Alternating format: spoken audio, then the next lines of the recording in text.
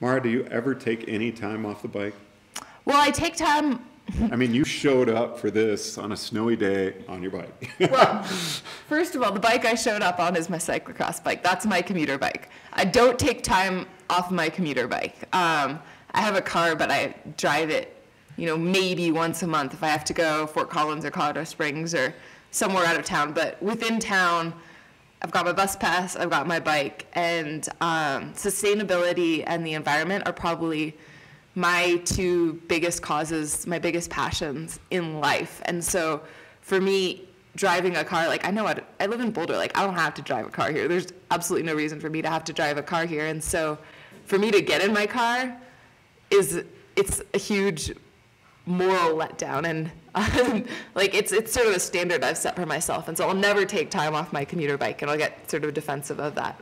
But I took a solid month off at the end of the season, and I like to be active. And I think one of the hardest parts for me about training so consistently for cycling is not that I'm exerting myself every day, but all the things that I'm not allowed to do, like going trail running or going mountain climbing or going swimming more.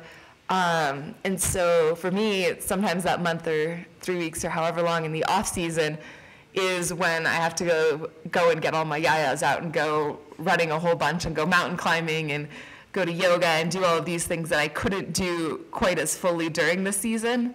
And so taking time off, as in not doing anything, I don't do. But I do take time off from structured training. Just curious, in a pro contract, are there specific sports that you're actually not allowed to do? I mean, I doubt they want you to go downhill skiing and take the risk of blowing out a knee or something like that. I think in general, it depends team to team, and probably depends rider to rider. Because if someone said to me, we want to sign you for our team, but you can't go trail running or mountain climbing, I would say, that's cool, I'm not going to be on your team. And I think there's a certain trust and a level of professionalism that they trust that I'm going to show up.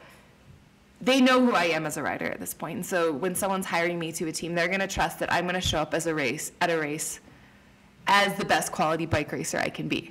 And if it takes trail running and yoga to get me there, because that keeps me emotionally and mentally fresh, and confers whatever benefits, as long as I'm showing up ready to race, whatever. I think, so that's a sort of professional responsibility. What can I do that's going to allow me to show up prepared to race?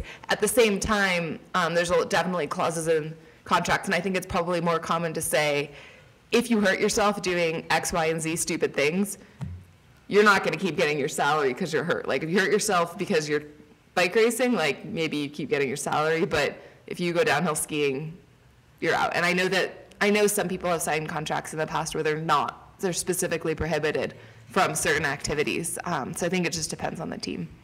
Looking over your career, what are some of the highlights that really stand out to you? Some of the highlights. The Giro, both times in very different ways. In 2010 and 2013, I won the race. And in 2010, it was sort of the unfolding, and it was the first time I'd ever accomplished something like that, and it was a realization of possibility. And then going back last year, it was intentional, and I knew exactly what I was doing, and I knew who I was, and I knew how I wanted to execute it.